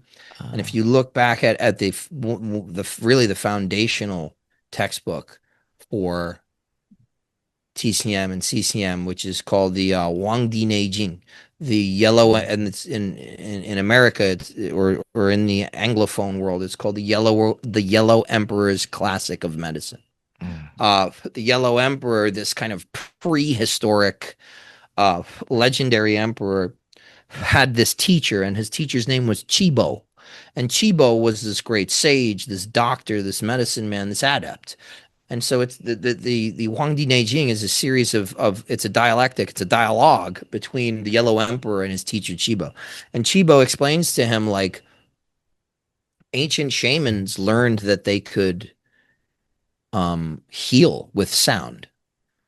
And I mean, that is also true in Pythagoreanism. It's yeah. said that Pythagoras would sing incantations and canticles and certain things to heal people. Ficino also adopted that idea and said, yeah, I mean, his friends in the Carnegie Circle and, you know, that at the New Platonic Academy, um, they would come to him for like a diagnosis or like a curative, and he would give them fucking like hymns to sing and stuff like that. Nice. Uh, and I'm laughing because it sounds ridiculous, but I mean, sound is fucking powerful, man. Yeah. And I think there's something to that with cathedrals, like organ pipe cathedrals. Does definitely seem like they have very intense thing, and like maybe you going to church back in the day Mm, was yeah, more of a healing yeah. experience. Um, Absolutely, but the thing is, like the congregation used to sing. Congregation don't sing anymore in like Catholic churches. It's very rare in the ones I've been to. I'm not talking about evangelical Protestantism that has a fucking distorted guitar and a drum, 8-piece drum kit. Yeah. That stuff, that's bullshit. Yeah. That's defeating the purpose. You're adding like a sort of abrasiveness that is not Distortion and appropriate. yeah. Yeah, it's like it's not appropriate. Dissonance. It's the timbre is too abrasive. Whereas, you know, chanting and so again, we like to think of things in terms of like Chladni plates and fucking vibes and the molecules. They didn't have that. Yeah. So I think it's a little bit of both. But what they say is like Ficino didn't give them things to yell. He didn't give them, Pythagoras didn't vibrate in a single tone. Each of the organs in TCM, and according to Thibaut and all these sages, have different sounds. So the thing is that it's not to them, it might not have necessarily just been the sound itself. Like we would think the vibrations are realigning my molecules or my etheric body. Could be I feel that. like they do. But no, but here's the thing. Yes, they could be that. But the difference was they're imbued with nous. They're imbued with divine intelligence. And so, how does that divine intelligence manifest? In harmony. Harmonic things, not going, Yeah, exactly. but like, like there's an actual sequence of notes that the mind knows sounds good. Yeah. And that's called harmony. And that embraces the divine principle, the mathematic principle of ratio, mathematical proportion, mathematical symmetry that is manifesting itself as an intelligent use of sound. So really what you're doing is you're imbuing yourself with nous. It's a spiritual act that's actually working on your soul more than it is like your etheric body necessarily. So those are two kind of like, you might think them like, they're certainly anachronistic. I think that they weren't like in all times in all places together, but I also don't see them as like they can be complementary. And I think in certain situations they may have been. Yeah. I'd love to see like a study done on the effects on the human body of different vibrational combinations because it feels like it's not random, but it feels like just certain utterances carry out particular effects. And I don't know, maybe when you say like imbued with nous, do you mean that it it the understanding of a name has a conceptual designation, or like what do you mean when you say Let me rephrase what I'm saying here. I'm okay, saying it's actually I would like to rephrase it and say it's imbued with logos. So logos? order. It's imbued with order. Okay. Okay. And logos is the product of nous, right? Nous being the divine Yeah. intelligent luminosity, So and if right? it has an order to it, it seems like whatever it is like that eternally. Like, and it's just a matter of finding whatever the correct vibrations are exist, and they always will exist in the same form because the effects that they have for certain harmonies are, like you said, mathematical, and so you see what I'm saying? Yeah. Yeah. Yeah, sure. I would agree with that for So sure. do you think that the like some of the Hebrew divine names are tapping into that? Um, yeah, because I mean, it's all a combination of vibration and nous. It's an intelligent use of it. Now, Iamblichus would say that there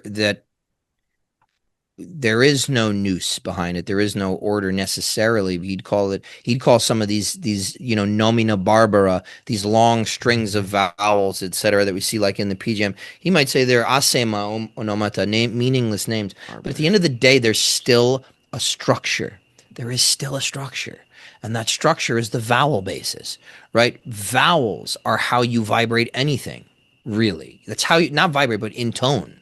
So in other words, I couldn't like if I wanted to sing your name and I removed all the vowels, it would just be sk sk, Mm. or like or my name, it would just be Yeah.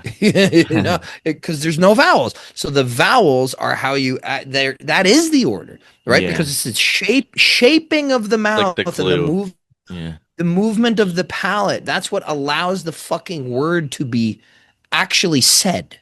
Yeah. Vowels, which is the breath, right? Like the breath of God is what brings order to things. Now, you lots of people can kind of like, just say, well, no, if you move it this way, move it. Look, traditionally, there are in every language has vowels, and traditionally you can group them into seven. The Yeah. ruach, the planets, all Mm. the musical scale. The vowels are really at the end of the day, getting rid of these little retarded nuances that people will throw in just to say, "Gotcha." Yeah. Seven vowels, Yeah. and every language uses them. Uh, you know, um, so yeah, I mean, like that's how things are able to be sounded in what we consider, traditional language, at least in the West. So that's how I. It's a little bit of both. I think, um, the when you're looking at it, like the Hebrew language doesn't have vowels written down, right? The Dagesh that shows you how to pronounce words that did not exist in early Hebrew. What's it You called? just The had to dog know how to ash? say it. Yeah, the Dagesh. It's a system of points, Oh, these okay. little points, uh, dots that they put in certain areas Like in above in modern shin. Hebrew. Yeah, above a shin or like there's all sorts of different arrangements. There's like depending on how many there are, where they are is will change the way the pronunciation. So um they didn't really have that in proto Hebrew, whatever they call it, Paleo Hebrew, or even in biblical Hebrew, like early scriptural Hebrew, didn't have any of that stuff. I mean, even in like early Greek, and early Hebrew, there's no fucking spaces between words. Yeah. Like you just had to know what this shit said, which is why priests were the ones who could read. So yeah, I mean, there's a part of me again that like looks at it and says there's something important about this stuff. We don't know really what it is, and it doesn't really matter at Yeah. the end of the day. So to get and I'm not saying this to be dismissive of your question because it's a good question. It's a great question because most people at a beginner and even like middle level of working this stuff, they're worried about this stuff. They're like, okay, but like if I don't pronounce it in Sephardic, dialect, if I Yeah. don't do it with this, is it working? It's again, your mind is is instinctively or habitually trained to behave in a way where it's got to make Yeah. scientific sense, or it's like we call these things the capital M mysteries for a fucking reason. We Yeah. don't know why they work, and it's not important why they work. So, the thing is that I would say the core component to everything is belief, faith. You have to believe that it's going to work. If you have fucking doubts, you're poisoning your magic. Yeah. Definitely. Let's see. Well, I think I got one more question I want to ask. If there's anything else that you want to speak to in particular, you can. And then the last thing I just wanted to ask, when it says let us make man in our image, is this allegedly Yahweh saying this? No, it's Elohim. Elohim. Okay, and Elohim is the plurality. The gods and goddesses. Yeah. Okay, the gods and goddesses are saying, let us make man in our image. Okay. Yeah, and I'll explain why. My personal belief is that the books of the Old Testament are not nearly as old as the oral tradition dates them to. My personal belief is that they're less old than like particularly the Torah. So the first five books of the Hebrew Tanakh, which are Genesis, Exodus, Leviticus, Numbers, and Deuteronomy. Okay, Mm. so those why, right?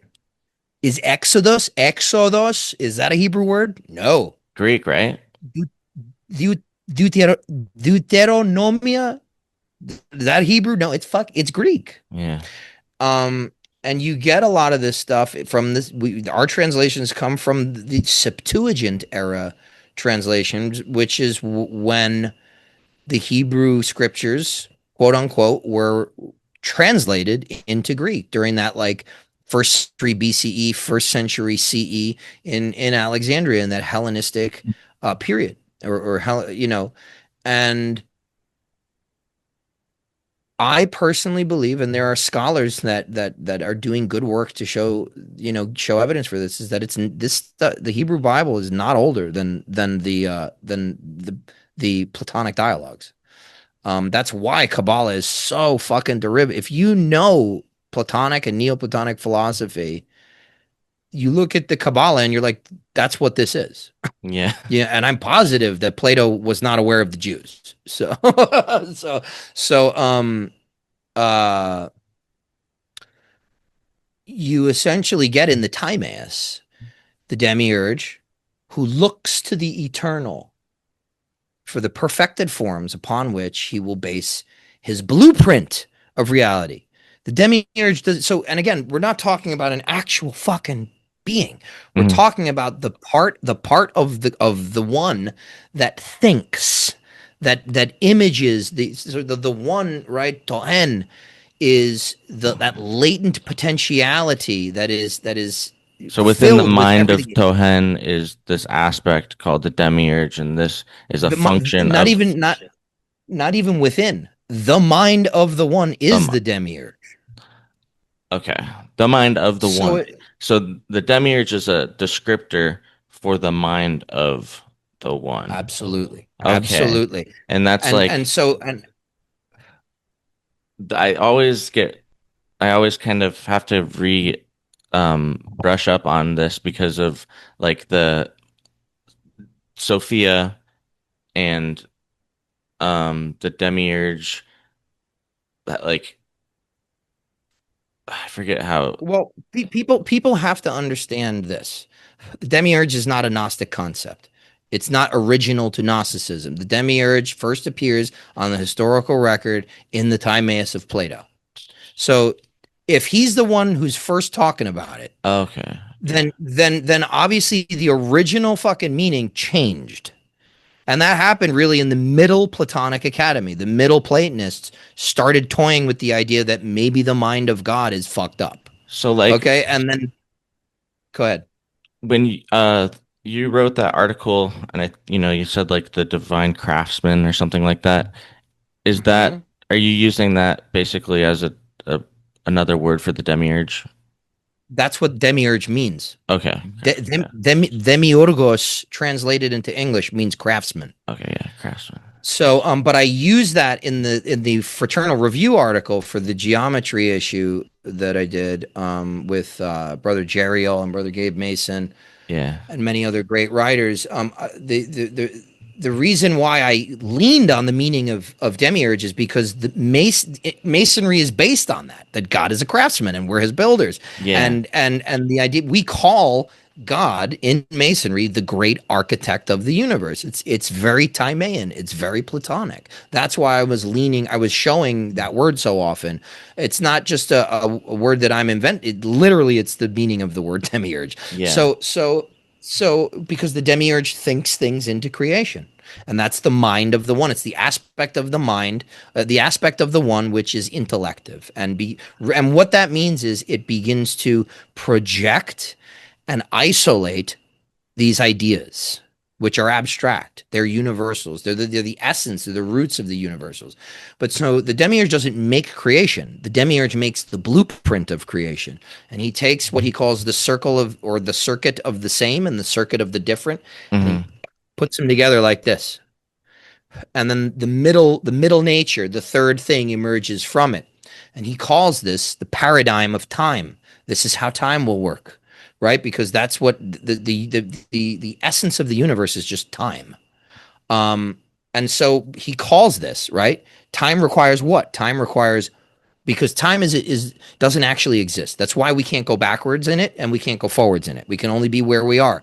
There's an ever present now. Time is a way in which we measure change. Change requires what? A space to move in. For Yeah. instance, a lot of people will know because if they put you in saran wrap, you'd fucking change and age. It's like, yeah, but you're an idiot because there's still space. That's how my body's able to occupy anything, is that Yeah. there's space. I'm talking about zero space. This is where people fuck up in their mental imaging of stuff. Like talk about the Big Bang. Most people, when you say, okay, picture the Big Bang, right? Take it, do it yourself, real quick. Don't say nothing, just picture it. Yeah. Man, anybody listening, picture the Big Bang. So most people will picture empty, vacant space, a blackness, and something exploding. Wrong, because that includes space before Mhm. the Big Bang, which didn't exist. So your mental imaging is fucked. Yeah. Okay, so there's no space, there's no change, there's no time. That's why it's space time. That's Yeah. why they work together. Okay, so and this is it's important because this is I'm about to tell you what where Plato's Timaeus calls the blueprint of the universe. It's Ooh. called the moving image of eternity. The moving image of eternity. Eternity is outside of space and therefore outside of time. So So like if it's the moving image of eternity, it's taking the contents of eternity, which exist simultaneously and are essentially nothing, because it's everything that ever has been, is, ever could be, or ever will be, all at the same time, in the one. And now you're taking that and you're making it linear. So it's the moving image of eternity, and what he was doing in putting the circle of the same and the circle of the different together, if you draw it out, is he's making the terrestrial equator and the celestial ecliptic, which for ancient peoples was time and related to what? The movements of the planets, right? They didn't have fucking Rolexes and Timexes mhm. and things on and clocks on the wall. A day is based on the sun. A year is based on the sun. A month is based on the moon. We know that the Nile's going to fucking flood and inundate and give us rich crops and the silt and the good soil when Sirius comes over this horizon and Venus is here. So that's how they viewed time. That's how they viewed the universal logos, the Mm. universal order. And the demiurge creates the paradigm, the blueprint of that. And then Demiurge. he makes the celestial deities and he says, "You finish it." And we get the same thing with the Elohim making the universe and making man. And we get the same thing in the Apocryphon of John and the hypostases of the Archons, the Gnostic Apocryphon, where they're talking about how the demiurge didn't make creation. The demiurge didn't make man. He assigned that to the planetary deities, the Archons. Well, in a particular Gnostic cosmology of the demiurge repenting to something higher, is that sect borrowing the terminology from the Timaeus and adapting their own spin on it, or like because if the demiurge is the mind, what would you call the thing that that the demiurge is repenting to that's higher than him? Like um So remember how I said, conceptually. remember how I said the demiurge turned and looked at the eternal forms that he would then base. Yes. Okay, so that means that those eternal forms, those perfect forms, were Mm, not the demiurge, but mm, preceded him. And what did we call that order, that beautiful divine order? We called it Logos. What logos. does the Gospel of John say?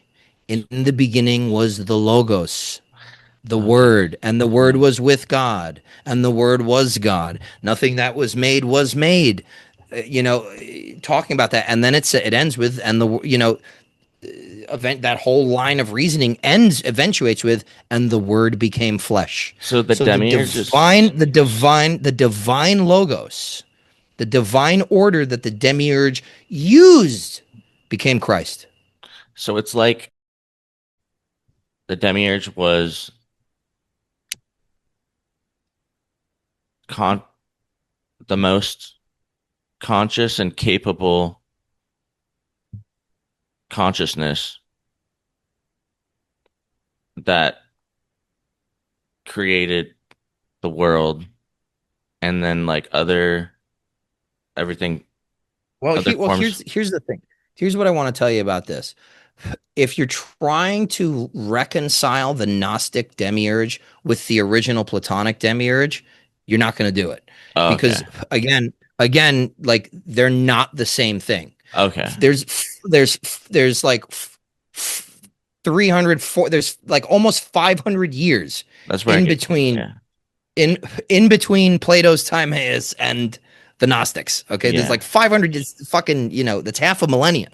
Yeah. So that's a long time for the academics and the Middle Platonists and the Neoplatonists to fuck with that idea and turn it into something that Plato did not intend it to mean.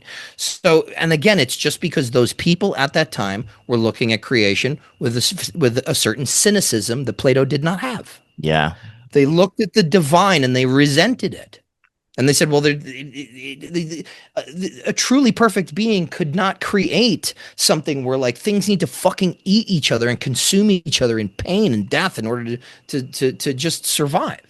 And it's like, so then there's this kind of like blasphemy against the fundamental law of Plato, which is that the demiurge is the one, or it's the aspect of the one which essentially is, for all intents and purposes, the one we can talk about, right? And it's also the good, and there's nothing, it has no lack, no want, and no imperfection. Whereas on the Mm. other hand, you have these people who are like, well, whatever created this is clearly imperfect. No lack, And no so there want, must no imperfection. there must be a higher, more perfect thing that this demiurge doesn't know exists, is ignorant of. Yeah. And that works in a certain conceptual model. It's very human to think that we know what an infinite mind really considers good. Um, Plato left that term good more ambiguous than the Yeah. Gnostics. So Plato then, left it abstract. He was like, good. What do like so this is the difference. I'll tell you exactly what the difference is for anybody that's listening. And this excites me because I've never put it this way before. Plato said that all good on earth is a product of the infinite good of the demiurge. It's a special example. So he orients the idea of good in the demiurge, in the intellective capacity of the one. And then the trickle down, the way it trickles into materiality, gives us human good. Whereas the Gnostics said they oriented the locus of good here and said, mm, they said that thing's fucked up because mm, we know what good is. Human good is good. yeah, like, So the Gnostics turned it on their fucking head, and that's why a mm, lot of people like Plotinus were like, you guys are fucking retards. you yeah. know, like, Yeah, I like that version a lot better. I'm gonna go with that one yeah. for sure. But And the then, thing is, there's a certain way to look at it from both perspectives. It's just yeah. that you need to be able to toggle between both But when necessary. so the biblical is like even a different perspective because if there's no lack and no want, no imperfections, that's not Yahweh because No, Yahweh certainly, wants, yeah, certainly yeah. not. So, Certainly not. Well, and here's the thing, you know, the what Plato says that he doesn't say necessarily that the demiurge wants. He says that the good or the one has a nature, and that nature is beneficent, right? yeah. And so, but we see really that the God of the Old Testament is actually of a dual nature. He's beneficent and also maleficent. You Mm, piss him off, he's going to kill you, your family. He's going to sow the earth with salt. You guys are going to, your whole town's going to turn to stone. Now, Christ, in appearing in the New Testament, remembering that Christianity is really something that's Hellenistic more than it is Hebrew, returns to the idea that the one is good. It becomes more Platonic. yeah. Damn. Sweet. Okay. Is there anything else you want to throw out there before we wrap it up? That was really a good way to got me Um, thinking. yeah. Well, it felt good. This was like I felt like, you and I can't really get into things with anyone else the way I can get into them with you. So I felt a little backed up, Yeah. so, I- and I loved the fact that we were kind of all over the place. It all made sense together though. yeah, for sure. Um, and I think it'll make an interesting conversation. So thanks to everybody who's listened to this again. I know it's been a while, but hopefully we can do a couple more of these and yeah, what you have anything else? I don't think so. I was gonna say you're doing a pod with Fred RC, but that's tomorrow, and I don't know if I'll get this out in time to let people know. But Yeah. that's cool. So aside from that, what is coming up next in terms of travels, books, what you're working on or what you're excited about? They want to Um direct people to contemplate. uh Well, for more kind of info on specifically etheric magic, I did a talk with the book. I did a talk with Miguel Connor on Eon Byte Gnostic Radio Oh that's yeah. up, and we went pretty deep on that. So if anybody really wants to dig into some of the stuff in that book, you can listen to that. I did also a deep dive on the topic with Stephanie Shea of the Rejected Religion podcast. I'm not sure that that's up. It may be up by the time this goes out, but keep checking her channel because she's doing great work.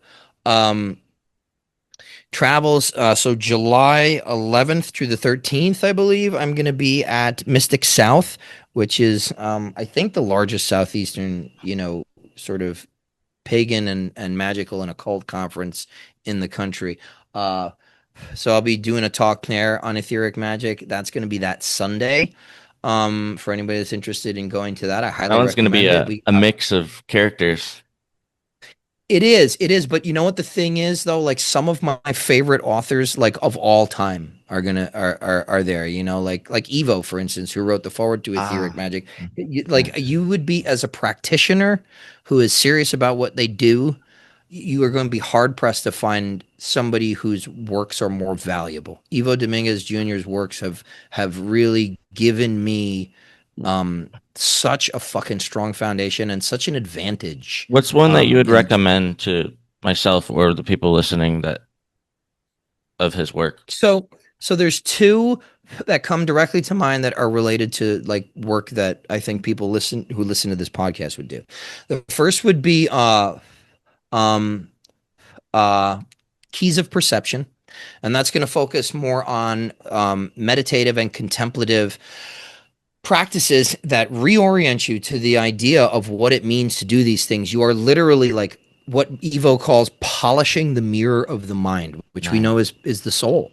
And these practices are going to help you tap into these, and awaken these powers in yourself. But then he's a student of the Kabbalah, and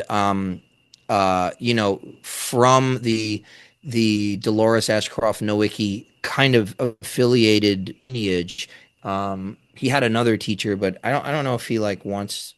I don't know if he's vocal about like who she is. I can't remember, but so I'm not going to say yet. But and so he comes from this like really strong Kabbalistic background, and his guardrails are really tight. Like he's not somebody who's going to tell you to do foolish things, Yeah. dangerous things.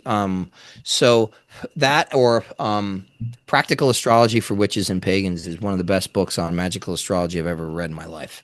Wow. So I still go back to that, and it's incredible. And there's a wealth of exercises, and it explains how this shit works if you're going to put it into practice. So like Evo will be there. I'll be there. Mavius Lynn is going to be there. She's fucking great. She's more from the Thelemic crowd, but she's like one of the Thelemic practitioners who I like really like I get where she's coming from. And she's not trying to like shit on the Golden Dawn because she belonged to a Golden Dawn temple as well. And like she just knows like, okay, this is what I like. And then it's not like the end all Yeah. be all. Like a lot of Thelemic practitioners get like caught up in that cult of Crowley, and they try and Yeah. fucking either fight you or convert you.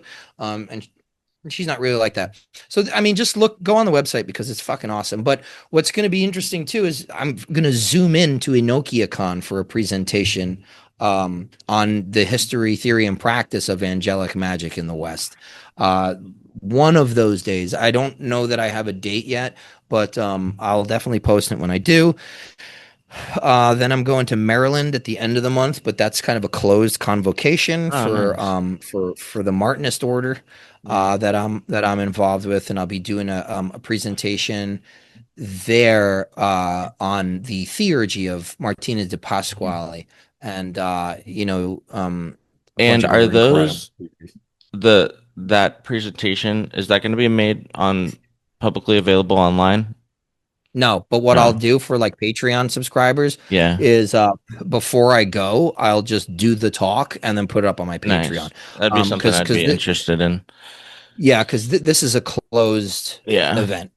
It's like quote unquote tiled. It's private. So I will the lecture can be given to anybody. So I'll do the the untiled version and put up on my Patreon, and then working on 3 books and then one commentary. So 4 all told. Damn. Uh, yeah, can't say Crazy. too much about them. One of them is a book on mythology. Actually, I think I can announce that. I'm doing that with Inner Traditions. It's a book. So far, the working title is called Mythology, an esoteric examination of ancient and modern mythopoesis and meaning. So it's basically Nice. taking the ancient myths in in the Greek tradition, in the Egyptian tradition, in the Roman tradition, in the Celtic tradition or Norse tradition, in the Taoist tradition, and showing what the sages and philosophers of those systems had to say about the mythology, and showing that it's not just these folk fucking fairy tales. It's like Yeah. these are the ways that this was their divine science. They were talking about how all this shit works, but they put it mythologically because once you understand the keys to it, it makes more sense to talk about it.